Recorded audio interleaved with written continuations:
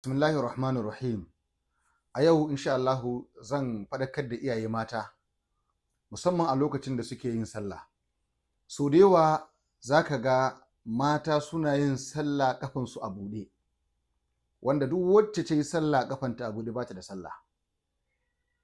Ana so mace ta sanya safa, ta sanya hijabi har ƙasa, in ma ba ta saka safa ba, ya zama da cewa ba a ganin tafin kafanta.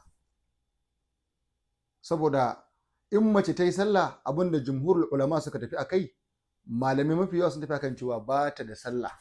Wannan hadisai sun zo da yawa. Saboda haka mata mu lura sosai wajen yin sallah, ku lura da wannan abun sosai, ya zama da cewa kuna rufe kafafuwanku, ba wai za ki zo kina sallah kafanki a buɗe ba.